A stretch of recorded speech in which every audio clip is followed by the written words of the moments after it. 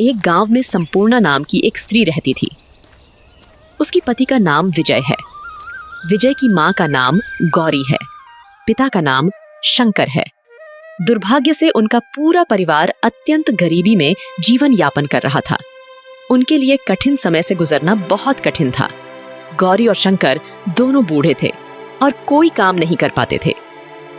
विजय ही एक छोटी सी फैक्ट्री में काम करता था।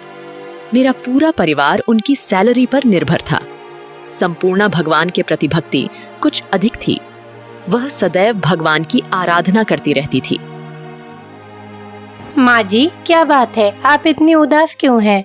अरे बेटी, क्या बताऊं, घर के हालात तो तुम्हें पता ही है। देखो ना, पहले तुम्हारे ससुर जी काम करते थे, पर अभी बीमारी के कारण घर पे ही रहते हैं। अब तो पूरा घर की जिम्मेदारी विजय के ऊपर आ गया। बेचारा लड़का अकेले कैसे सब कुछ करेगा? मुझे तो बहुत चिंता होती है। माँ जी, हम क्या कर सकते हैं, हालात कभी कभी ऐसे हो जाता है। इसीलिए तो बहू सोच रहे कि हम सब मिलकर अगर कोई काम करे तो थोड़ा घर चलाने में आसानी होता। पर यहाँ तो कोई काम भी नहीं है, हमें काम देगा कौन? देखिए माँ जी, आप इतनी चिंता मत कीजिए, वरना आपकी भी तबीयत खराब हो जाएगी। भगवान की कृपा से सब कुछ ठीक हो जाएगा, संपूर्णा गौरी से कहती है। दूसरी ओर विजय सुबह जल्दी उठता है, तैयार होता है और फैक्ट्री चला जाता है। वह पूरे दिन फैक्ट्री में कड़ी मेहनत करता है। उस दिन 1 बज रहा था। विजय वेतन के पैसे लेने के लिए अपने मालिक के पास गया। अरे बिजोई, ये लो इस महीने का तुम्हारा सैलरी, और कल से फैक्ट्री में मत आना, ठीक है?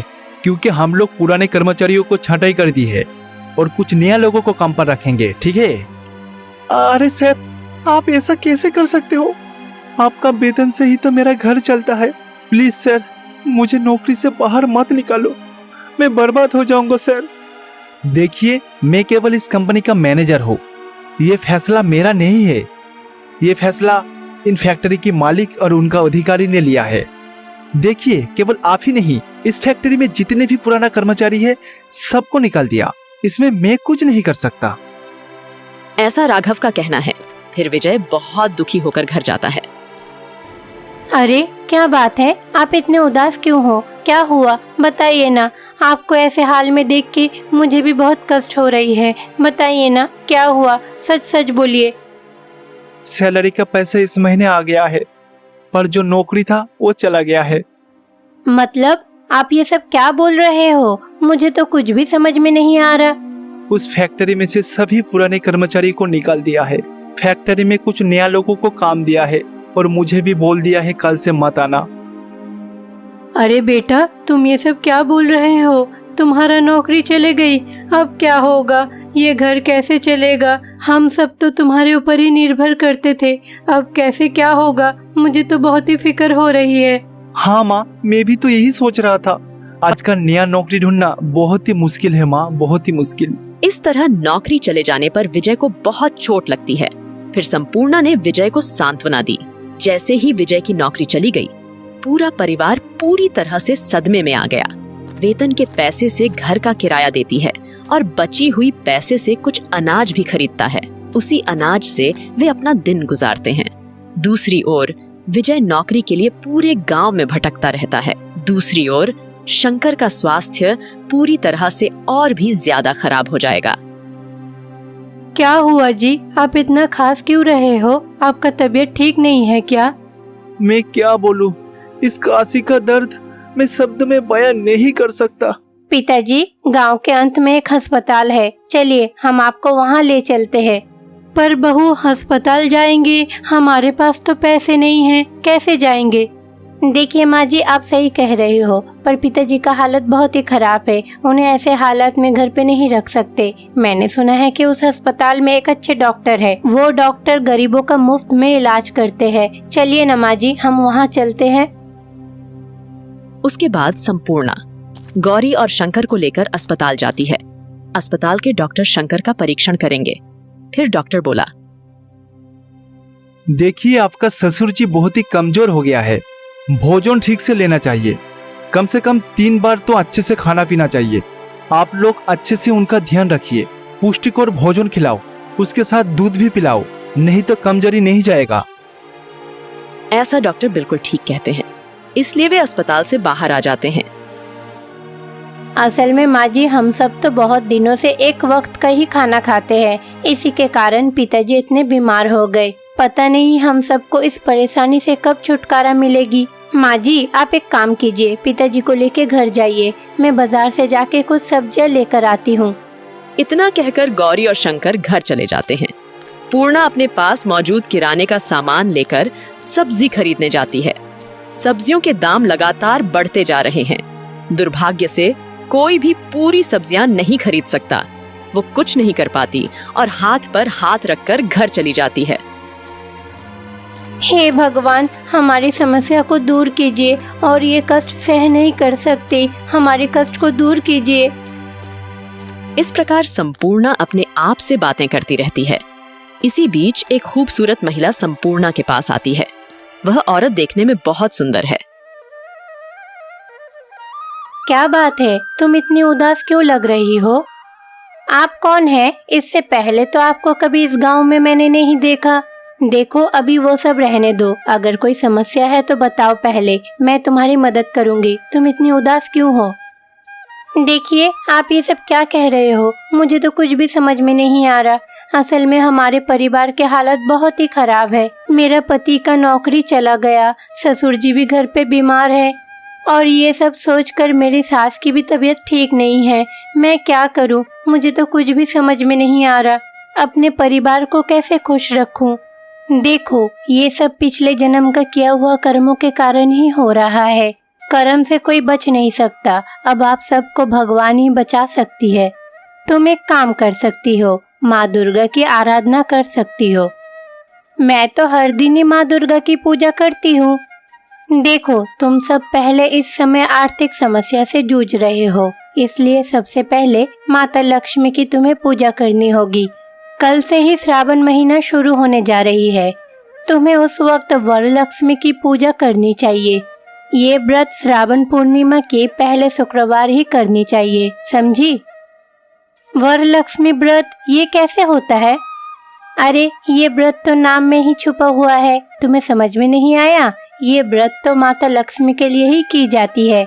पता है तुम्हें, कुछ दिन पहले एक गरीब महिला के सपने में माँ दुर्गा आके कहती है कि अगर वो ये श्रावण के महीने में ये व्रत करेगी तो बहुत जल्द ही धनी हो जाएगी। माँ दुर्गा के कहा अनुसार वो महिला ने सब कुछ किया। बहुत जल्द ही वो अमीर बन गई। इसलिए मैं भी चाहती हूँ कि तुम ये व्रत करो। श्रावण पूर्णिमा की पहले शुक्रवार पहले तुम अपने घर पे एक कलश का स्थापन करना। वो कलश को माँ लक्ष्मी के रूप मानकर पूजा करना। उसके बाद तुम्हारे पास जो कुछ भी हो उससे तुम माँ लक्ष्मी के सामने भोग चढ़ाना। इससे देखना माता खुश होगी, तुम्हारा हर कष्ट भी दूर हो जाएगी। इतना कहकर महिला वहां से चली जाती है। संपूर्णा देवी लक्ष्मी की व्रत करने का निर्णय लिया।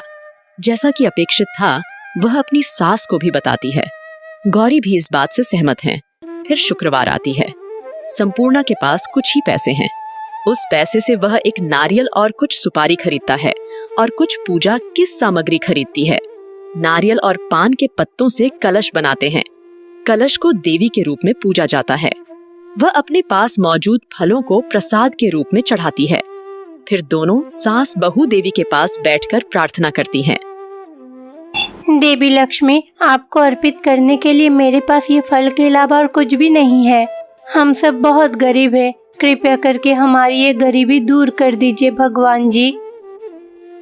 यह कहते हुए दोनों बाहर आई। पूजा की थाली लेकर दोनों बाहर सास बहू देवी माँ का इंतजार करने लगी। ऐसे ही काफी समय बीत गया। फिर भी देवी माँ उनका भोग लेने नहीं आई। संपूर्णा समझ नहीं पा रही है कि क्या किया जाए। इस बीच जो महिला संपूर्णा को देवी लक्ष्मी की उपवास और प्रतिज्ञा के बारे में बोली थी, वह महिला संपूर्णा के घर के पास आते हैं। अरे बहन, आप यहाँ?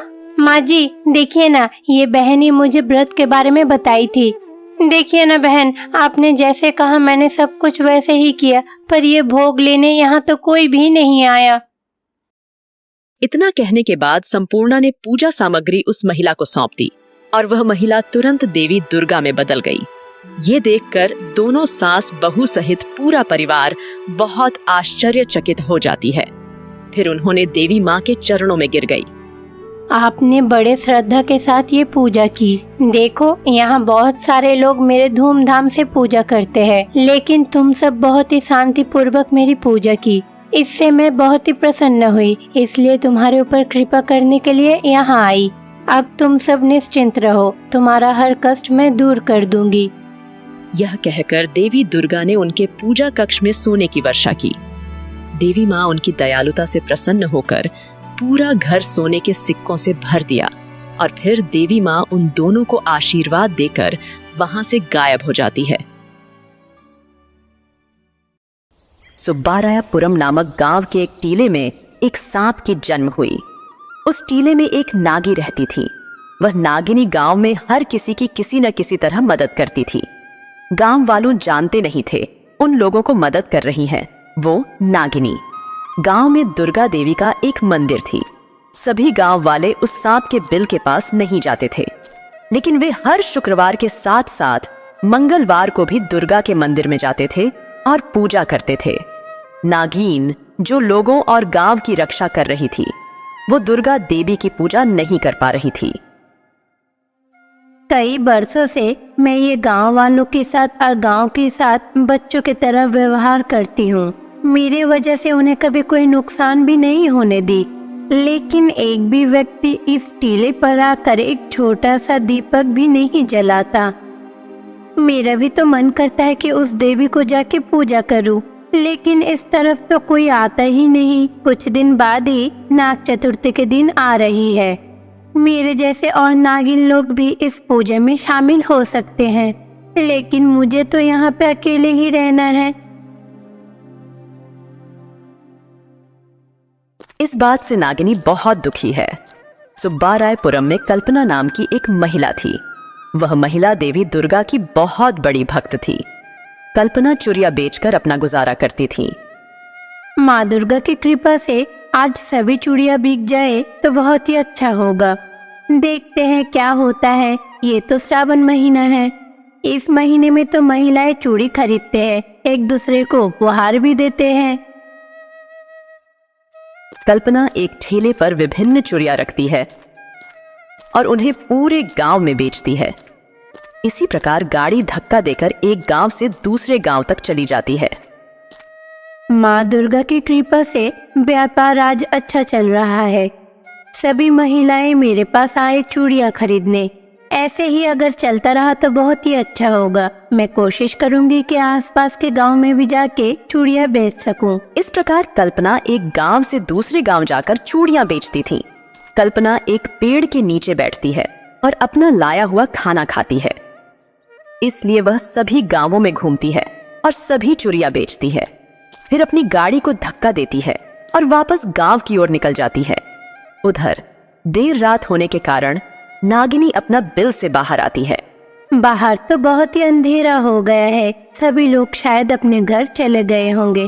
अब तो मैं आराम से बाहर घूम सकती हूँ। इतना कहकर नागिनी टीले से कुछ दूर रेंगती है। टीले पर एक बड़ा तालाब था। शाम को तालाब के पास प्रकृति की सुंदरता को देख रही थी और आनंद ले रही थी। वाह, आज का प्रकृति तो बहुत ही अच्छी है। मैं आज पास में रहे दुर्गा माँ के मंदिर में जाऊंगी। मैं अपनी माँ दुर्गा से मिलने जाऊंगी। उनके पास जाकर अपने दिल के दर्द के बारे में सब कुछ बताऊंगी। उन्हें अपनी सब कष्ट के बारे में बताऊंगी। दूसरी ओर कल्पना अपनी खाली ठेला गाड़ी को धक्का देती हुई घर की ओर जा रही थी। अरे ये क्या है? बरसात का मौसम तो नहीं है, तो इतना बारिश क्यों हो रही है? इतना बारिश होने के कारण गड्ढे कीचड़ से भर चुका है। मुझे जाने में भी बहुत तकलीफ हो रही है। कल्पना गड्ढे वाली सड़क पर चलने में असमर्थ है। कल्पना मिट्टी की सड़क पर चलते समय अचानक उनका पैर फिसल गया और वे तालाब में गिर गए। नागिनी ने दूर से यह देख लिया।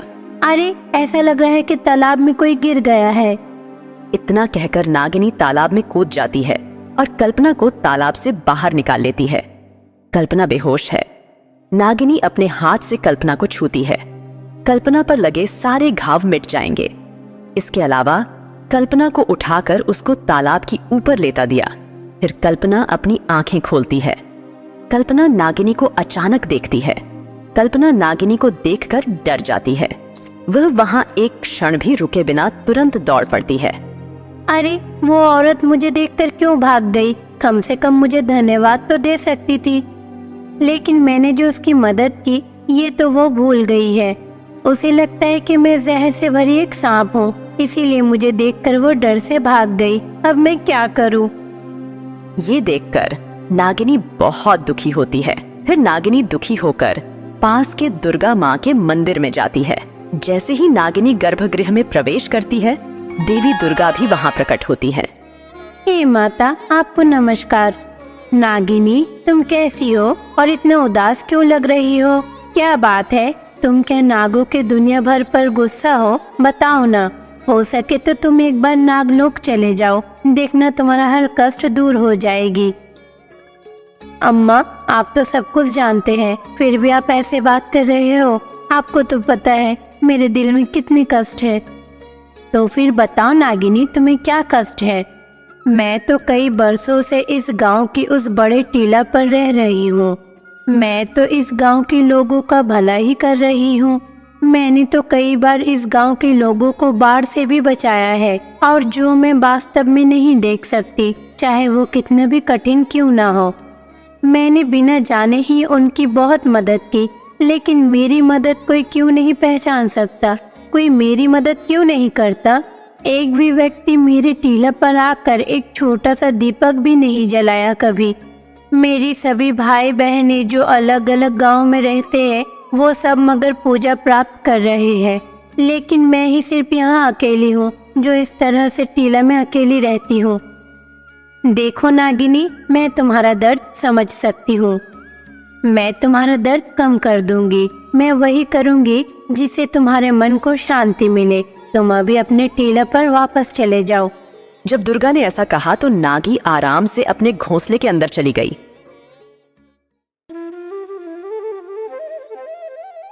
अगले दिन कल्पना गांव में सभी को उस नागिनी के बारे में बताती है जो उसने उस रात देखी थी।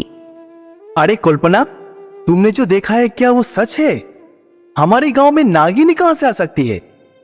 नहीं भैया, मैं सच कह रही हूँ। मैंने तो उसे अपने आँखों से ही देखा है। मैंने जो देखा है वो निश्चित रूप से एक नागिनी ही थी।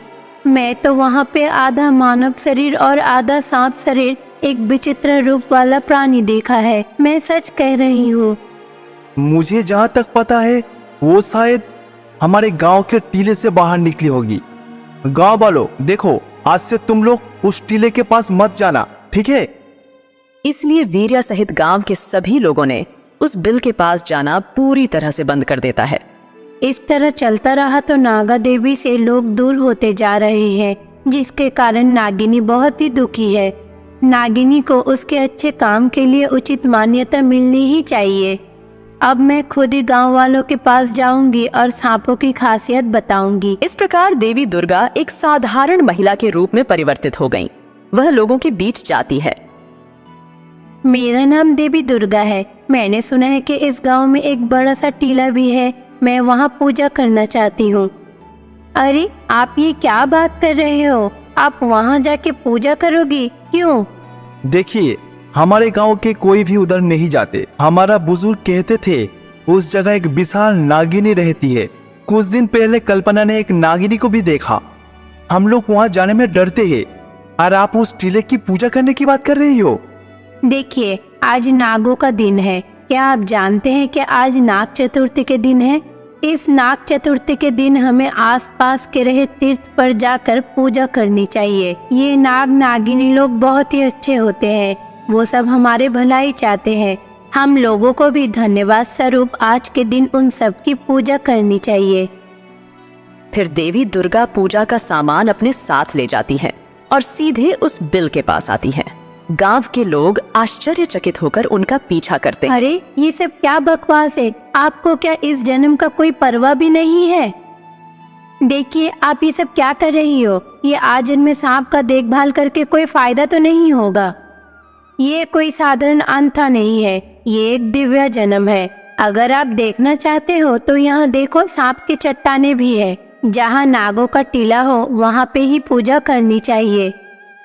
यह कहकर दुर्गा देवी ने उस स्थान को अच्छी तरह साफ किया, उस टीले को फूलों से सजाया, फिर दीपक जलाकर मां दुर्गा ने पूजा किया।